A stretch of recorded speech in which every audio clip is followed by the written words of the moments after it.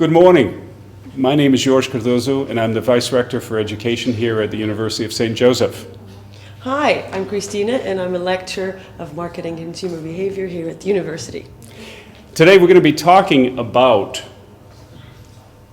it's not how smart you are, it's how you are smart. That's what's important. Okay? Now, you know, people talk all the time about, oh, somebody is really smart, or, gee, I wish I could be smart. Well, you know the thing? Anyone and everyone can be smart.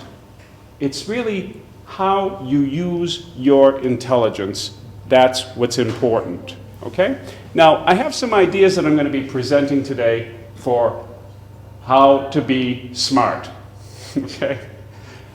But before I do that, I would like you to think about this. I'd like to see what you think how people become smart.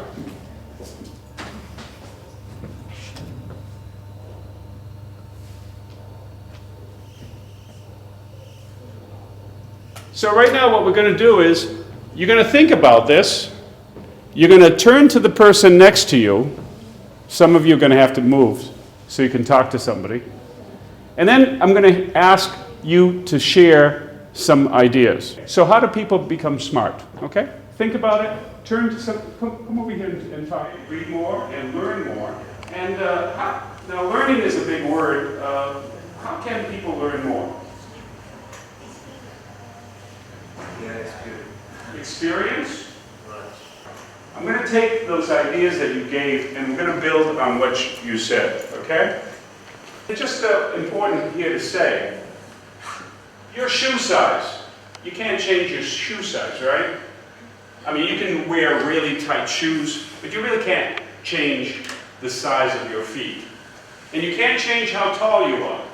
If you're short, well, you can wear tall shoes, but really you're still short. Or if you're tall, you can't change that. Now, some things you can change, weight. You can change your weight, eating more, eating less, the kind of foods, more exercise, less exercise. And intelligence and smarts are also like that. You can change these things. Now, scientists, psychologists tell us there's really 8 kinds of intelligence. If you play basketball, you dance, you're using bodily kinesthetic intelligence. It's a kind of intelligence to be able to move. If you play music, you play drums, this is a different kind of intelligence, they tell us. There's this whole naturalist, which is knowing all about the nature, being able to tell the names of many things and the relationship between things and nature. Interpersonal is between people. Okay, if you see somebody and you can read, you can look at their face and you can say, oh, she's happy, or she's sad, she's surprised, she's worried about something. That's a kind of intelligence. It's called interpersonal intelligence. And intrapersonal is inside yourself, understanding yourself, understanding the way you are. That's a different kind of intelligence. All of these are important, but I'm going to tell you that university is really all about these. And number 1 is this one, verbal linguistic, language, words, reading and writing. These are the things, speaking, listening. These are the things that universities and schools everywhere really spend a lot of time on. Also logical, mathematical, and some visual spatial. If you're in design or architecture, you probably do more of this and this.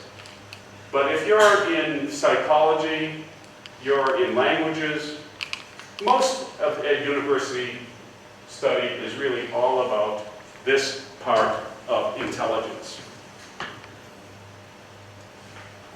So you can build your smart muscles. Smarter thinking this way. Let's take a look. And I'll tell you, before I actually show you this, I'm going to tell you what it's all about. It's attitudes, beliefs, strategies, and habits. Attitudes, beliefs, strategies, and habits. Strategies and habits are kind of similar, but there's a little bit of a difference, okay? Let's talk about attitudes. I'm going to tell you that the first thing is enjoy it. Enjoy yourself. Because these are the best years of your life. Because you're learning something new every day. Once you fit, many people, when they stop going to school, they stop learning. Not true for everybody. But you know what? It's important to keep learning your whole life long. But many people stop learning when they stop going to school. And learning is a wonderful thing. It keeps your brain alive. It keeps your mind active. Every day is new. It's great. Enjoy it. I said attitude. Second thing, beliefs. A lot of people believe that what happens to them has nothing to do with them. It comes from someplace outside them. Some people believe in luck. Some people believe in fate or destiny. Some people believe that God has already planned what's going to happen to them, and they have nothing to do with what's going to happen to them. Okay? They think that maybe it's their family. They say it's this, their neighborhood, all kinds of things except society, everything except them. Smart people and successful people understand that what happens to them because of what they do, their efforts. Okay, so first, believe that what you do makes a big difference. And believe also that you can do. You can. You have the ability, you have the capability, you have the smarts, you have the intelligence to do university work, to succeed. Because you know, if you think you can, or you think you can't, you're right. Both choices are there because it's what you believe that's going to be what happens. Now, I said enjoy yourself. That's a good attitude. But also enjoy it, but also take it seriously. Because this is really an investment in yourself. People talk about investments all the time, right? Buy an apartment, buy a house, buy land, buy gold, buy stocks. Because it's only going to go up. Well, you know, an education is an investment in yourself. And it's an investment in yourself that really won't ever go down in value. Nobody can steal it. It can't burn. It can't be lost. The government won't come in and take it from you. It's something that's yours to keep for the rest of your life. And you can't lose it. Now, this is some statistics from the United States, but I'm pretty sure that it's the same here in Macau and in China. What you have here is levels of education. The bottom here is less than a high school graduate. Less than high school. Here's somebody who graduated from high school. Here's some college, maybe 1 year of college. Here's an associate's degree, which is 2 years of university. A bachelor's degree, which is like a licentiate. A master's degree, a professional degree, and a doctoral degree. Now, on this side, you see unemployment. The United States has an average unemployment rate. I think when this was done, the average unemployment rate was maybe 4.5%, 5% when this was prepared. What this shows is, in a time when the average for the all-Americans was about 4 or 5%, people who had less than a high school education had 9% unemployment. They had a big chance to be without a job. But if you see what's going on here, the more education you get, the smaller chance of being without a job. People with a professional degree or a doctoral degree don't spend much time without a job. People give them a job quickly. They get hired quickly. And look at what they earn.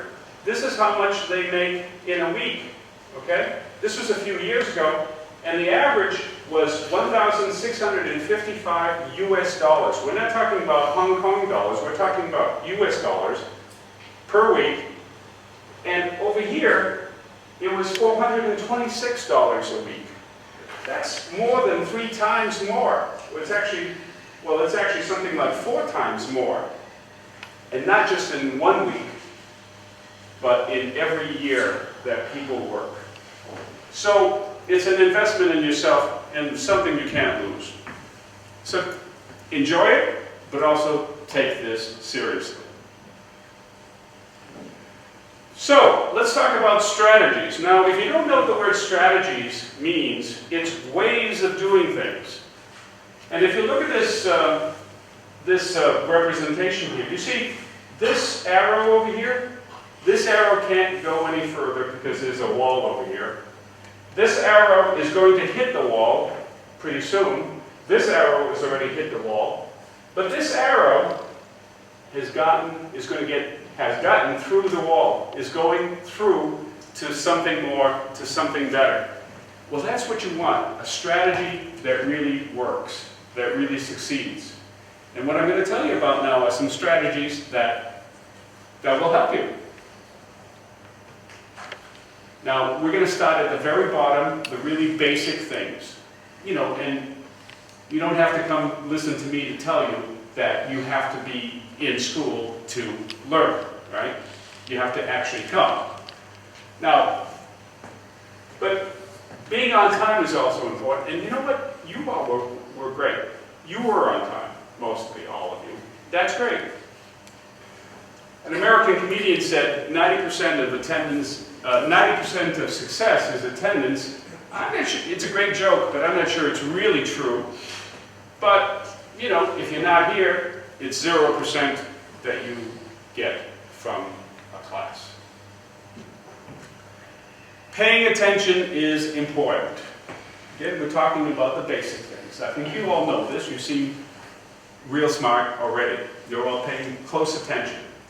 However, here's something that will make you smarter if you're not already doing this. How many of you have a piece of paper and a pen in your hand right now? I see this girl.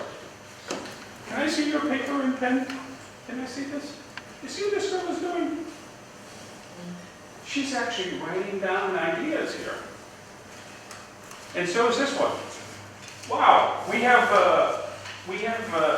some really smart people right here, because you see, they're not just listening, they're actually writing things down. You know what happens when you write things down? Something amazing happens. There's two kinds of memory.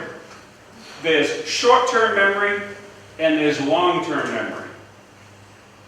Short-term memory is just long enough so that you understand. When I'm talking to you, you remember the beginning of the sentence so that you can, by the time I get to the end of my sentence, you understand that it's one thing that I'm talking about. That's called short-term memory. Okay? And it lasts a very short time, but it's enough to make you understand what I'm talking about. Now, learning means that you take from short-term memory and you move it to long-term memory. And how do you do that? You move from short-term memory to long-term memory by making connections with what you already know. And by also doing things. If you listen and write, you're making new connections in your brain. If you listen and talk to somebody, you're making connections in your brain. You're moving from short-term memory to long-term memory, and you're organizing that. You're working with that information. It becomes part of you.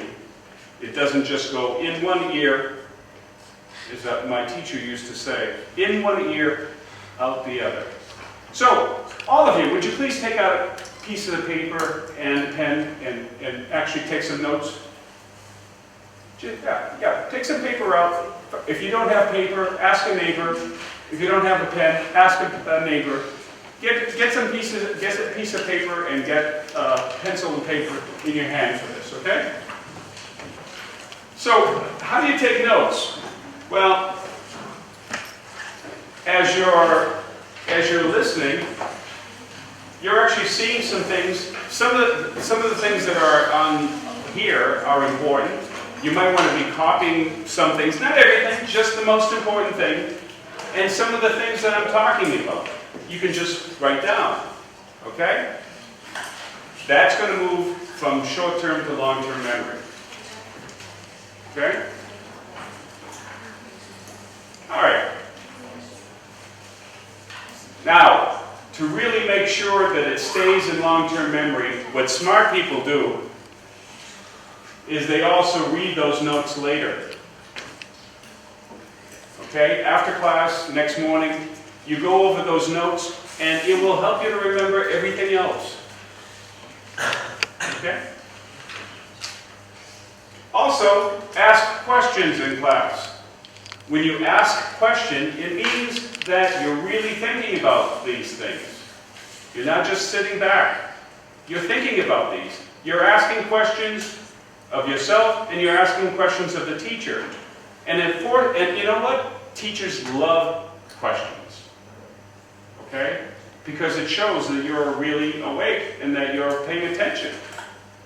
And they love to know that you're learning. So ask questions.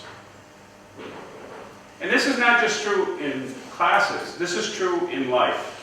If you work with other people, you work for a boss, and you never ask a question, they don't know what's going on with you. They want to hear questions. They want to know that you're thinking about things. Okay? And working with others is also a good way to learn better. We'll talk more about that in a few minutes. Because really, it's all about active learning. Active learning. How many of you play basketball? Okay, yeah. I play basketball some too. Now, what's more fun, playing basketball or watching basketball? I think so. I think it's more fun to play basketball than to watch basketball. Watching basketball is passive. And maybe there's a time when you want to watch basketball. You have nothing to do, sitting back, you're relaxing, you watch basketball. But really, there's much more fun, and there's much more learning, and there's much more engagement and everything else, and more benefits for you if you actually play basketball. And the same thing with learning. Learning really is not a passive thing. It's an active thing. You have to do stuff to learn truly. Like, even if it's just taking notes. Okay? One more thing. Be organized. And what does that mean? It means things like keeping a calendar, writing down assignments. Teacher says, okay, you have to read this article for the next class and be prepared to discuss it. Well, you really have to do that, and you have to write it down to be able to remember. Now, I think everybody here uses the email system here. You all have a Gmail account for USJ, but I'm not sure everybody also uses this. Up here at the top left, there's the calendar. How many of you use calendar? One? Only one. Wow. You're missing out on one of the best things in the world. And it's free. Okay, press calendar here. And here is my calendar. And you can make your own calendar. In fact, you have it there. You just need to use it. And if there's you can put all your classes on here. You can even put your personal things. We don't look at it, okay? You can say, meeting my girlfriend at 7:30 Friday night, or your boyfriend. We don't care. It's yours. It's your calendar. Use the way you want, okay? But you just create it. Create a new something in your schedule. You put it here, and you're in business. And you know what the best thing is? Here's the best thing. If you have an iPhone or an Android phone, a smartphone, it connects to your computer. So you're walking down the street and you can look at your calendar and see what you have to do today, or tomorrow, or later. And you can, it's really one of the best ways of staying organized. Okay?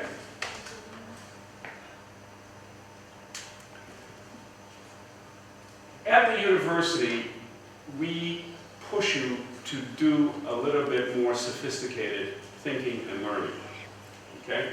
When you were in high school,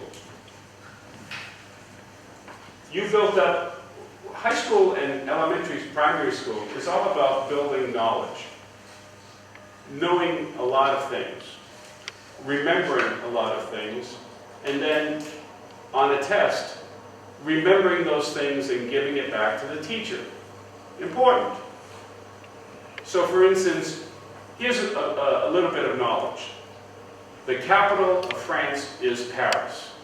France is a country in Europe. France is near Italy and Germany and Spain, and it's across some water from England. So these are all facts, important knowledge. Here at the university, you're going to build knowledge, but you're also going to build comprehension or understanding. Because here, you're going to learn not just that Paris is the capital of France.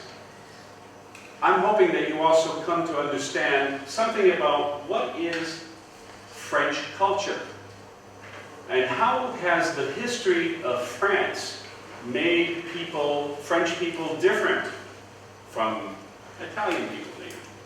How has France become a different kind of country? That's comprehension.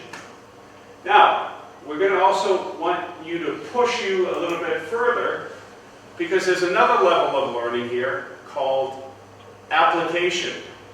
Application means that you're using information, you're using understandings to do something. So for instance, if you were studying business, a teacher might say, okay, you understand France, maybe you know French, you know something about France, you understand something about French culture. Okay, how do you use that information to sell products to Louis Vuitton? Louis Vuitton is a French company. It's all over the world, including here. And they sell really expensive luxury goods. I think my professor Tavares spends a lot of money there. Yeah. And so, how would you use that knowledge and understanding to actually sell products to a company like Louis Vuitton? How can you use your understanding of French culture to do business with French people? Okay, so that would be kind of an example of an application of knowledge. You will have some opportunities to also go to the next level, which is analysis. Do you think all products at Louis Vuitton are made in France? Do you think that they're all made in France? How about if I told you that only about 25% of the products at Louis Vuitton are made in France?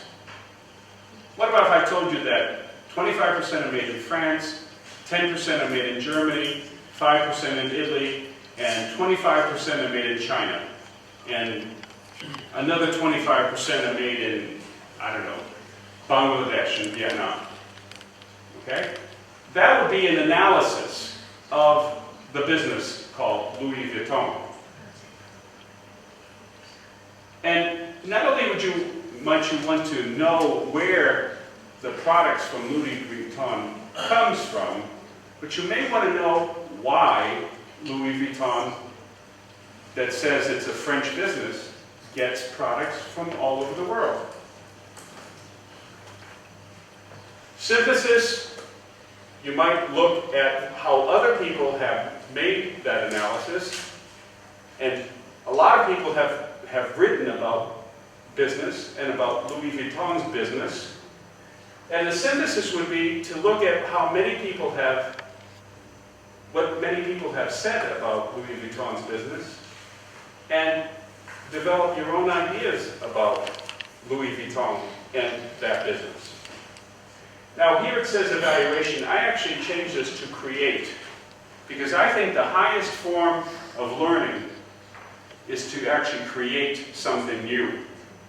Because if you knew all these things about Louis Vuitton, the best thing you could do with all this understanding would be to create a new product for Louis Vuitton. So if you could imagine a brand new product for Louis Vuitton, that would be quite an achievement. That would be quite a new kind of learning. Professor Tavares will now speak about an activity. Thank you very much. So now I'm going to be talking to you about cooperative learning. Have you ever heard about this word? Cooperative learning? Do you know what it is? Any idea? No? All right. Do you know the word cooperation? Cooperation means working together. So cooperative learning is a very important technique that a lot of teachers here at universities use. And the reason why we use it so much, it is because it is very effective to teach students to work with each other. It teaches students to learn from each other, to teach each other. And these techniques will be extremely useful, not only for your student life in USJ, but also in your future careers. Because in any company, the probability of you working with a team of people is huge, right? So when you start working, you will be working with people that you don't know, maybe people that you don't have a great relationship with at the beginning, but you need to work together. So cooperative learning makes it easier for students to learn with each other, to learn to work with each other effectively. All right? And if you don't know what it is, we're going to show it to you. All right? We're going to do an exercise of cooperative learning where we will put into practice and you will understand how it works. And I promise you that if you are able to use this when you're doing teamwork here at USJ, not only you'll have much more fun with the project, not only will the group get along much better, but also the end result would be much, much, much more successful. So are you ready? Yes? All right. So, I would like you all to stand up. We're going to line up according to birth date. Okay? The ones who are born in January, please line here to my right. The ones towards December to the left. So, come on. January, February, March, April. Line up according to your birth date. Ask each other. So, what's your birthday? Yes. Come on, huh? Right above here. May, here, before July. Come on, girls, where are you born? January. Only one in January? Let's move a little bit here to the right. Line up according to the date. So, the four of you are October. You may want to come this way because there's lots of people over there. All right, so are we ready? Are we listening to me? December, guys? Okay, so what we're going to do, we're going to find groups of 5, just like this. So 1, 2, 3, 4, 5. You're a group. 1, 2, 3, 4, 5. Okay. So, please say hello and say your name. Not to me, to your group members. All right, so for this activity, we have the following 5 rows. So the facilitator starts the discussion and makes sure that everyone has something to say. Even if you don't have anything to say, you say, I don't have anything to say. The timekeeper, okay? Timekeeper. This activity will have a time limit. So the timekeeper manages the time. The task master, okay? The task master makes sure that you are following the instructions, you're on time, and you're speaking in English. Yes? Speaking in English. So the task master makes sure that everything is in order and according to schedule. The recorder, all right? The recorder. Each group should write down the results, okay? Should write down the results of the activity. So the recorder writes down. And then lastly, but definitely not least, we have the reporter. The reporter will be the one who will share the results with everyone else. Agree? Any questions about the roles? No? So please choose. Okay? So based on your personality, right, which role do you think you would do more easily? Okay? So please choose. Recorder, timekeeper, reporter. We will start this exercise. Okay? Puzzle. Yes, so every team will receive an envelope. Inside the envelope, we have 5 pieces. 5 pieces. Each person will choose their own piece. All right? You cannot, once you've chosen the color of your piece, you cannot absolutely, under any circumstances, touch someone else's piece. You control your piece, nothing more. The objective of this exercise is to make a square out of these 5 pieces. We want a square. Everyone knows what's a square? Yeah. Right? Yeah? 4 sides equal. Agree? So in this assignment, you have to communicate because you can't touch anyone else's pieces. If you want him to move the piece where you want, you need to speak in English. All right? So the objective is is it 5 minutes? 10 minutes. In 10 minutes, so timekeeper, it's 10 minutes that you have to complete this task. Okay? Facilitator, you make sure that you start on time. The task master makes sure that you don't get lost. All right? And then the recorder and reporter will be doing the second part of the exercise. So we start with having to make a square out of these puzzle pieces, only each person touching only one piece. Right? The groups that have 6 people and have the controller, make sure that no one touches someone else's piece. Are we ready? Timekeepers, are we ready? Oh, okay. 10 minutes. 10 minutes.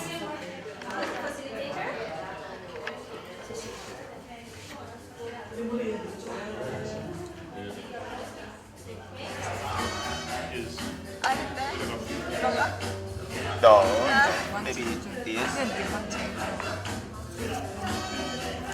Everyone did it. Well, this girl is taking a picture of it too. That is also note taking. Yes, What taking do we pictures can be What do we do to return? Highlight. Okay, people, the task is not finished. So now, I want you to discuss. How did it go? Okay, was it easy? Was it difficult? Okay, what helped and what didn't help? Okay, what was helpful? What wasn't helpful? Were you happy with the end of the result? Was it difficult? But most importantly, the last question. Why limit each person to control one piece?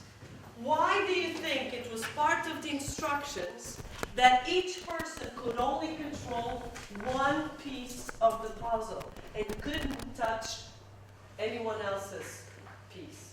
So I would like you to discuss this in a group. Recorders, please take notes, and then the reporters will share back. Who's the reporter? We don't know the red, blue, yes, blue part is, yes, is outside. Yeah. Yeah, we try to put the yellow and the purple, yes. That's okay. You Yeah. managed in the end. Yeah. What helped? What didn't help? What helped is this part is very difficult. Not with the parts, with how the group worked. Oh, Gubra. Gubra is very good. Good. Yeah. Because we have many opinions to put here. So I think this is a very good job. Okay, very good. And why do you think we limited each person to a piece? If one person control to the whole and the whole pose, yes. And I think this is very easy, but yes, not good work. And yes, that's all. What helped you achieve the goal? You never gave up. Beautiful. Exactly. Everyone, every group reached the same conclusion, which is giving one piece to each person forces two things: communication, responsibility. Right? Giving one piece for a person, you need to communicate to be able to build a square. And giving one piece to each person makes everyone responsible for doing something. So cooperation. So cooperation has to happen. Otherwise, you will not be able to make a square. Okay? And this should happen in every teamwork. Not just in the square, not just in this simple activity. Cooperative learning is all about having everyone cooperating, everyone engaged. In cooperative learning, there's no riders, there's no drivers. What does this mean?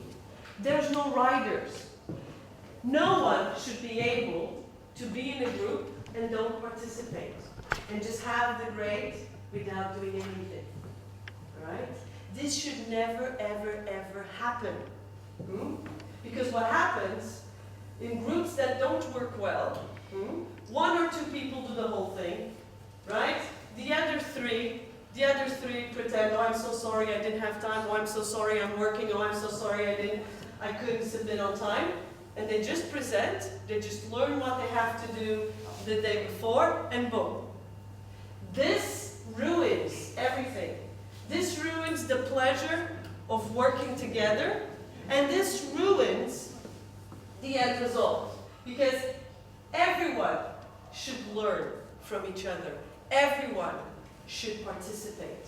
And in cooperative learning, right, by dividing the tasks amongst yourselves, by making it mandatory to communicate, this forces everyone to participate. And this is how we can have the best creativity happening. Right? Remember in the Bloom taxonomy that Professor George showed? If we're working together, you need to get the knowledge, you need to understand the content because you need to speak to each other. You need to apply in a specific situation. You need to be able to synthesize, be able to teach what you've learned, what you found out, and then when we put all these pieces together, boom, beautiful things are created, beautiful projects come along, beautiful grades follow. Okay? But in order for this to happen, it's very important that everyone participates, so there's no riders, no free riders, but it's also very important that there's no drivers, that there's not one single person, okay, overwhelming everyone else. Tasks have to be divided equally. Equally, so that there's no single driver. There can be leaders in groups that facilitate the tasks and organize. But there shouldn't be one person wanting to do everything and telling everyone what to do. So it's up to you to remember this. You're frowning. Why? Would you like to say something? I would say that it's okay for each group to have a leader. What it can happen is one person imposing their opinions, their wills over everyone else. So it's up to you guys to remember this. It's up to you to make sure that next time you work in groups, to fairly, equally divide tasks. It's your job to speak with each other. Resolve if there's conflicts, if there's problems, talk to each other. It's your job to make all the pieces of the puzzle to make a beautiful square. Are we okay? Yes? Any questions? No? Okay, thank you very much. I'll pass on to Professor George. We're all smarter together than we are by ourselves, alone. Because each of us is smart in different ways. And working together, you're smart in better ways. But there is also this whole learning that you have to do by yourself. And that's reading for understanding. Okay? Let's talk about how to read for understanding, because you're asked to do a lot of reading in university. I know a lot of people take English, they copy the English, and they paste it into Google Translate, right? Right. Except, Google Translate doesn't always do the right thing. The translation sometimes is really confusing. It's not clear. It doesn't help you. And second, you're not learning to read in English. You're learning to read in Chinese or Portuguese or whatever language, okay? So it's really important to try to read for understanding in English, okay? So let's try, I'm going to ask you to try a few things, and you should be paper and pencil, taking notes, remember? You want to remember these things. You want to move from short-term memory, you want to move it to long-term memory. So get some paper and pencil. Go ahead. You can move your seat, borrow some paper, borrow a pencil. They're nice, they'll help you. All right, next time you have something to read, try this.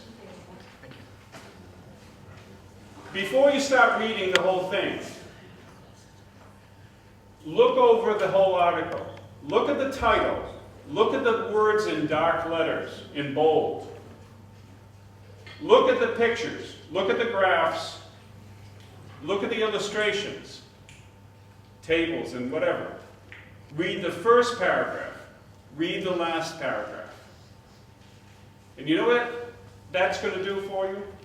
It's going to give you an idea of what the whole thing is all about.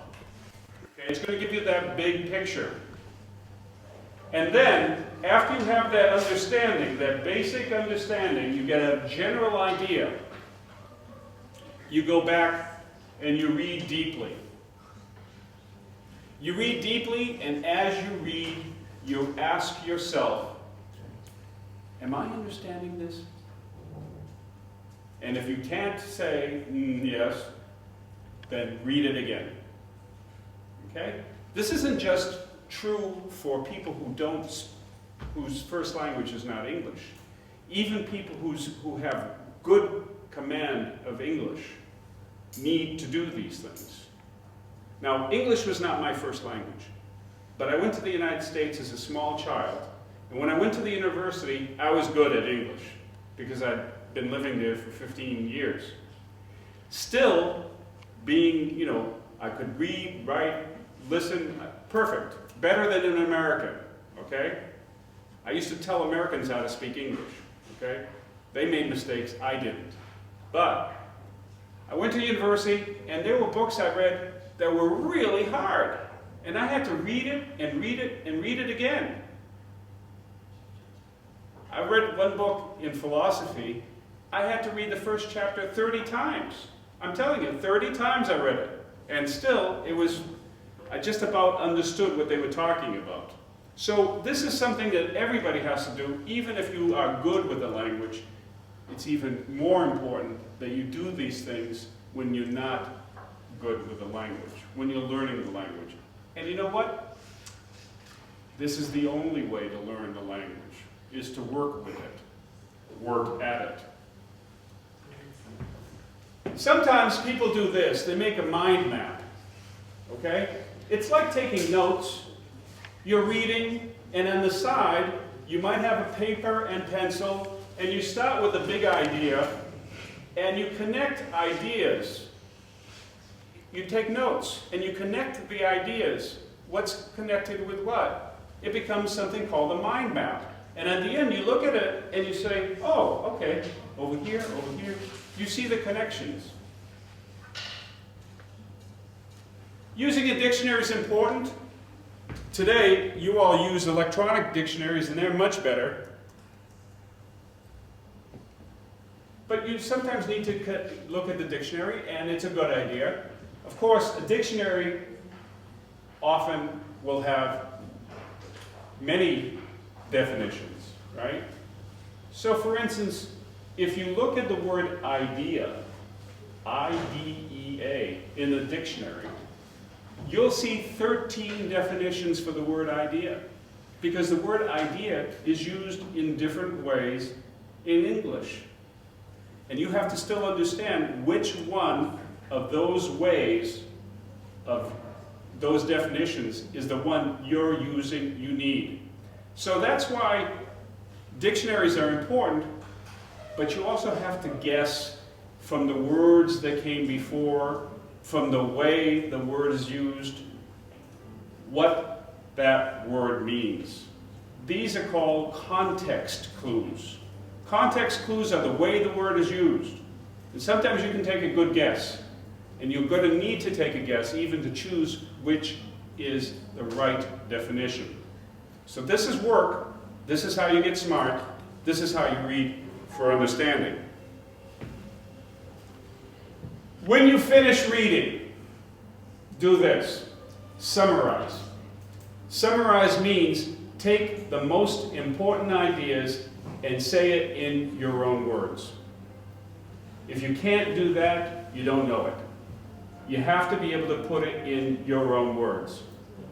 And that moves again. When you do that, you're moving information from short-term memory to long-term memory. You're making connections with the new information with what you already know. Okay? You know what? One of the things I'm hoping is that in the time you're here at the university, I'm hoping that you learn to love reading. Because learning to love reading and learning to love, and you don't have to read books, you can read on your phone, you can read on your iPad. Reading is all over the place today. But learning to read is one of the marks of being an educated person. It's how people continue to be smart. They continue to learn, they continue to grow. So learning to read is a lifelong love affair. And your heart will never be broken. You can't get a divorce. It's a wonderful thing. It's one of the best love affairs I've ever had.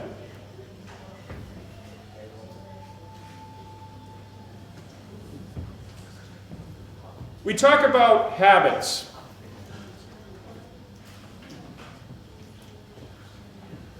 I don't know about you, but every day in the morning I brush my teeth and at night I brush my teeth. I don't even think about it. It's a habit. It's something I just do every day. It's on autopilot. Make habits that make you smarter. And as a student, here's one. Spend some time every day reading, writing, and going over your notes. Just spend some time. And you know what?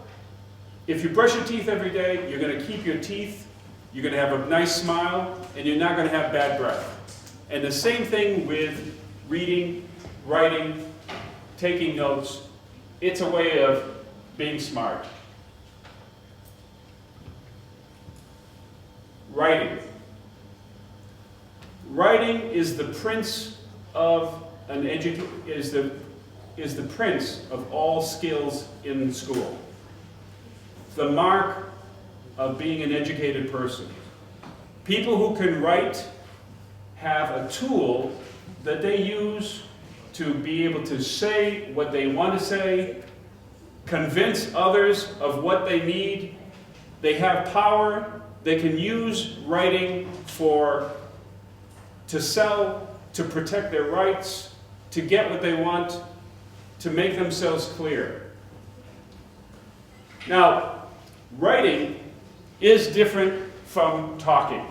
Talking is important, and you're all learning to speak English, and everyone knows how important being able to talk is.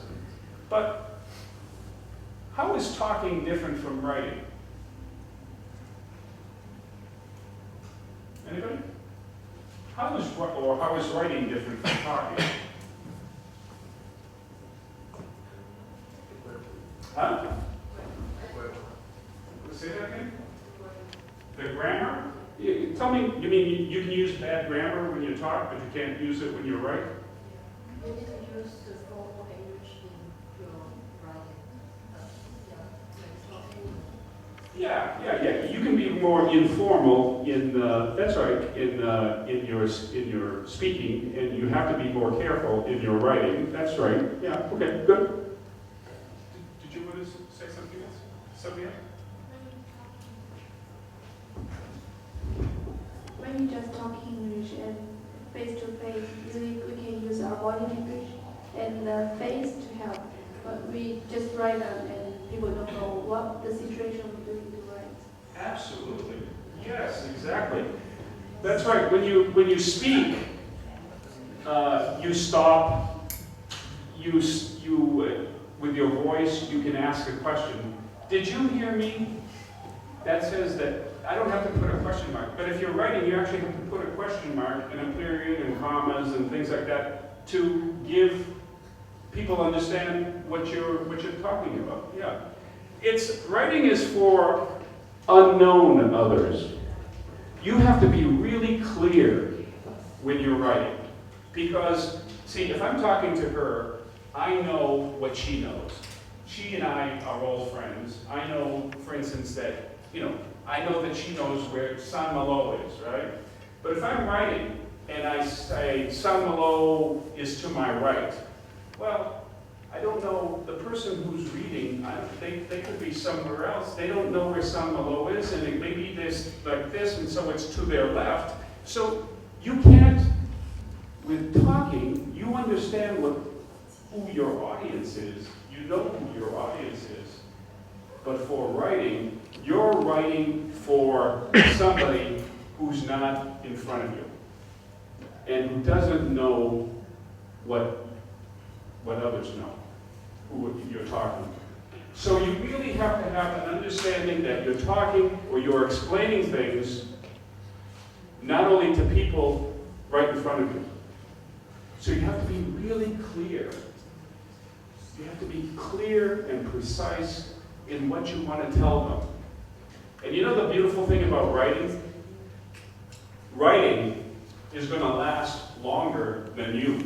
I mean, something you write today, you could be gone, not in the world anymore. 500 years from now, somebody could find what you wrote and they could say, wow, people in Macau used to think like this. look, they had these kind of experiences in Macau 500 years ago. Oh, wow, that was interesting. It must have been an interesting place to live.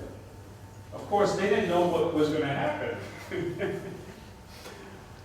So writing is special. The other thing about speaking and writing, when you're talking, if you talk for a long time, you don't know sometimes that what you're saying is different in the beginning and different in the end.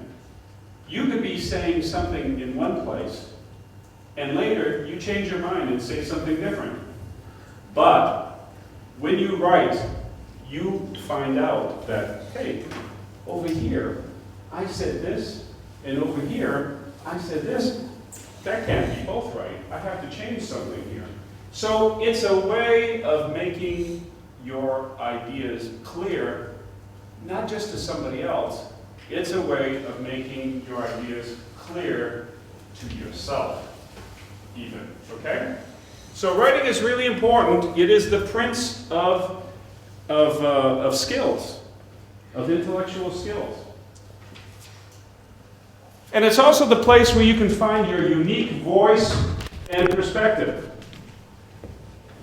It's hard for you to believe this now, but someday you're going to write something that's going to be so different, so unique, that people are going to pay attention.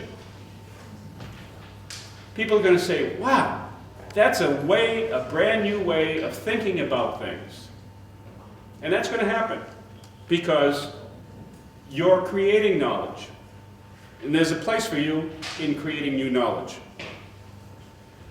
Now here's an important point. Writing is a process.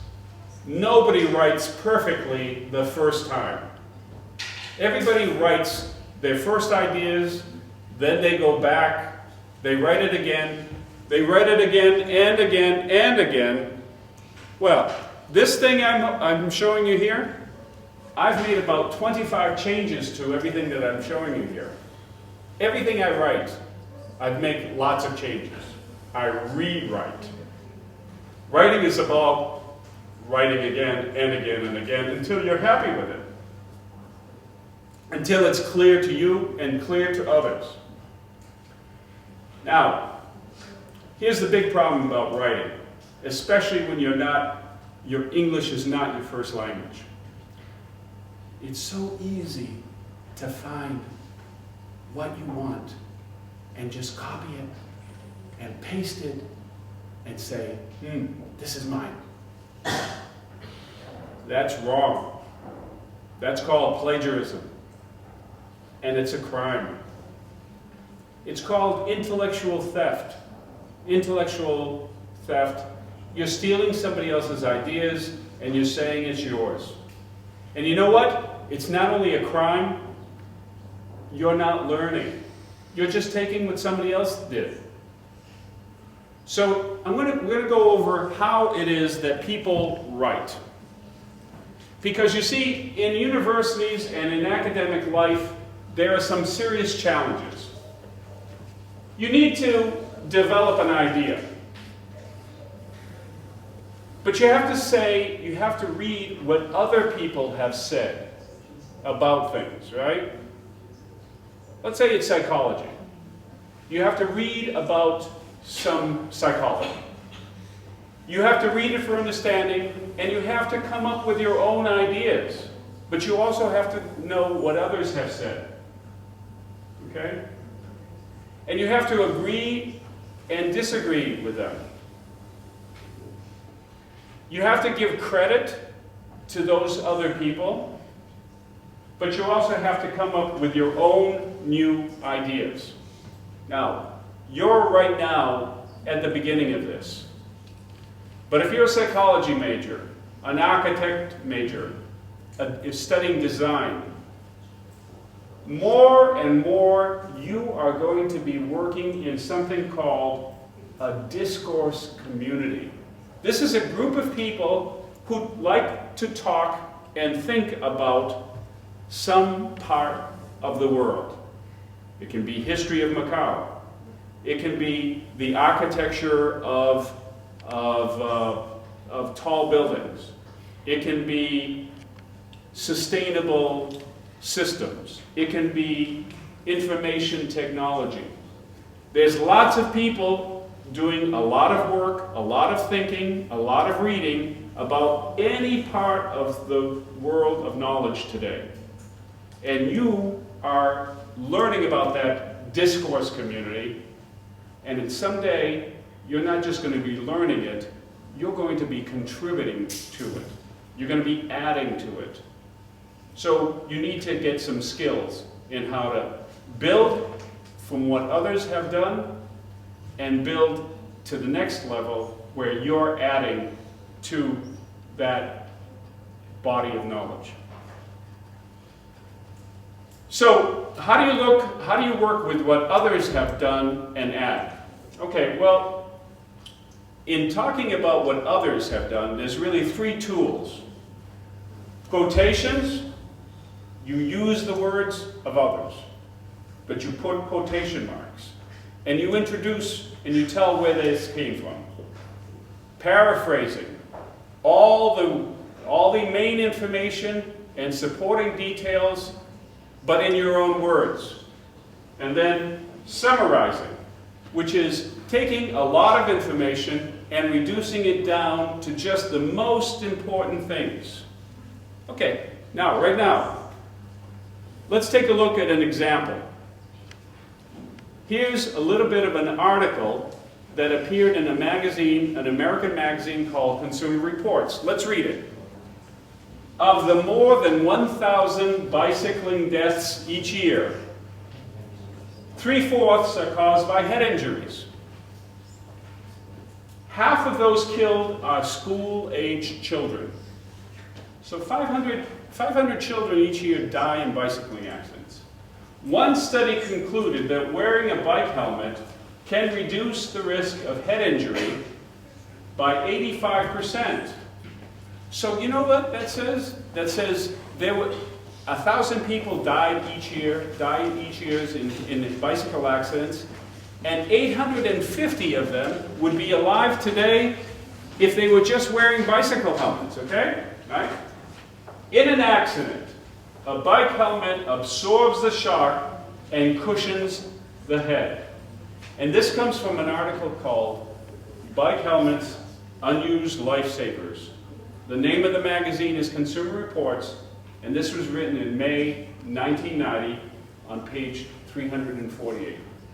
Now, what I'd like you to do right now, I would like you to summarize this on a piece of paper, the most important words, the most important ideas, and in your own words. Now, when I say in your own words, I mean, you can use words like bicycle, you can use words like head injury, you can talk about children, but what you can't do is take groups of words together.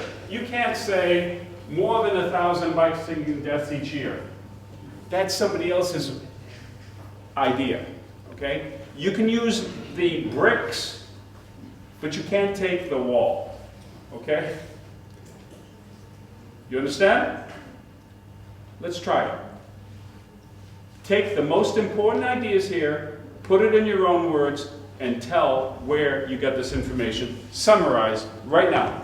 You got 3 minutes. We have somebody who would like to volunteer. How many of you are taking English language support? Anybody taking English language support? You can talk to your teachers about how to do this. You can get more practice, okay? But let me show you how to do this. Let me give you an example. Here's the original text. If you are trying to give the main idea in your own words, here's how you could do it. According to Consumer Reports 1990, bicycle helmets save lives by protecting the head in accidents. Okay? That's the most important idea, right? Basically, it's wear a helmet if you're going to bicycle, right? That's the most important idea. You don't see these words here, do you? Does anybody see these here in the middle of this? No. You see the word bicycle, you see the word helmets, you see the word save lives, protecting the head, but you don't see this group of words together up here. You know what? That's original. That's saying things in your own words. That's not copying. Okay? Now, let's take another example here. Paraphrased. Now, over here we have more information, but, again, it's in our own words, not copying from here. The use of a helmet is the key to reducing bicycling fatalities. Hey, check this out.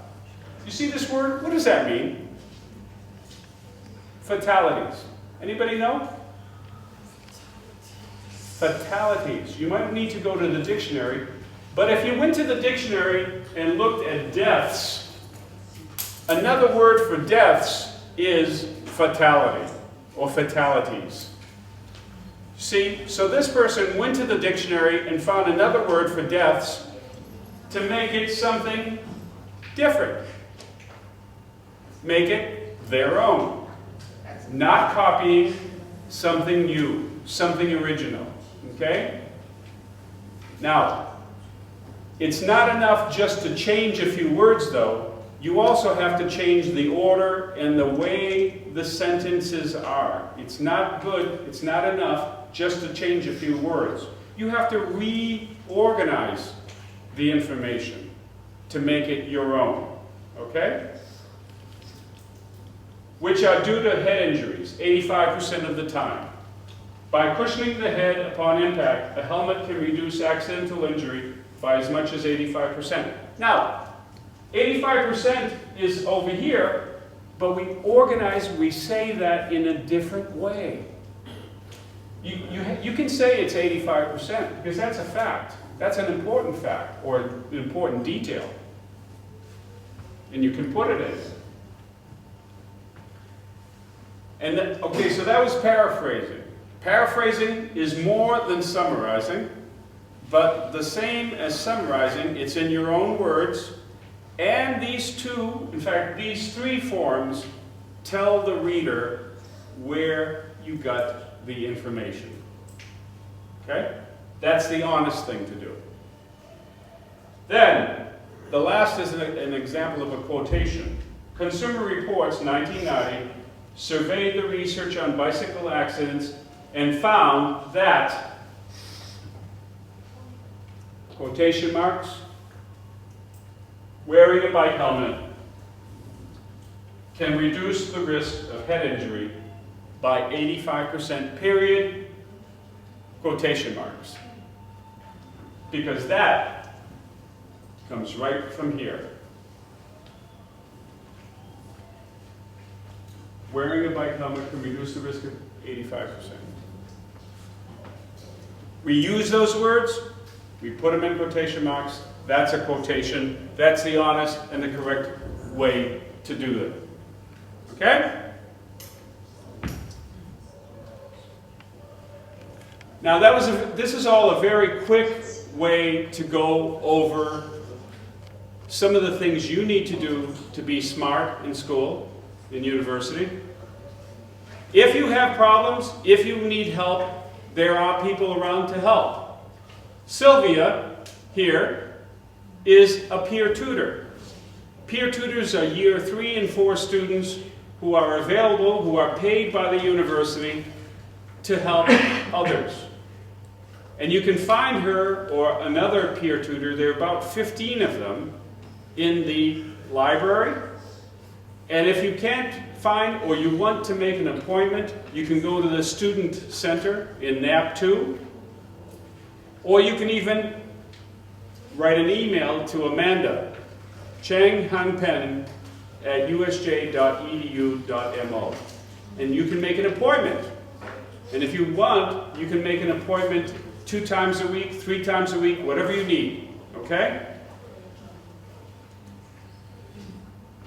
Sometimes people have trouble not just with the schoolwork, they have troubles from other things like family problems, personal problems, and then we have a counseling center here. So you can go and stop by the counseling center in NAP 1. It's when you get out of the elevator, you turn a corner, and your first left. That's the counseling center. Or you can go to the student center in NAP 2. Now, more than all these things that we've talked about today, more than that, to be smart, you need to think about how you learn. You need to reflect on how you learn and how you're doing. And we are now starting a new thing here at University of St. Joseph called the University of St. Joseph's Portfolio. And the portfolio, a real portfolio, looks like this. Artists and architects carry this around, and they put their work in there. And they go and they show their work to clients. And choosing their work to show, they're reflecting on who they are, what they've done, what their best work is, and where they want to go. It helps them to think about themselves as professionals. Well, you're going to, we've created an electronic portfolio that will have two parts. One is a questionnaire. The questionnaire, questions that just ask you about how you learn, how you study, your habits, your attitudes, your beliefs. The kind of things we've talked about today. And there's no right or wrong answers. It's really for you to think about who you are and how you learn. But we also want you every year to save your best work and put it in the USJ electronic portfolio. You're going to add work year 1, year 2, year 3, year 4. And at the end of year 4, you're going to write a resume, and you're also going to write a letter of application. And then a professor here is going to meet with you, and you're going to show all this to that person. Okay? So it's only at the very end that you're going to show it to anybody. But right now, we want you to be thinking about how you study, how you learn, and what your best work is. Please, Sylvia.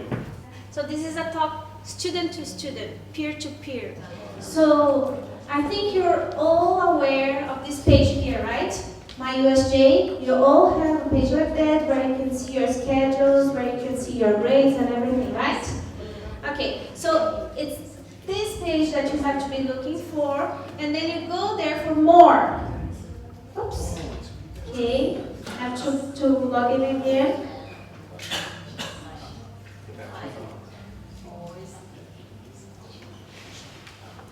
Okay, there you go. So you see busy schedule, and here you have something else, right? You always go here, study plan, and then drop, and there you go. We have portfolio.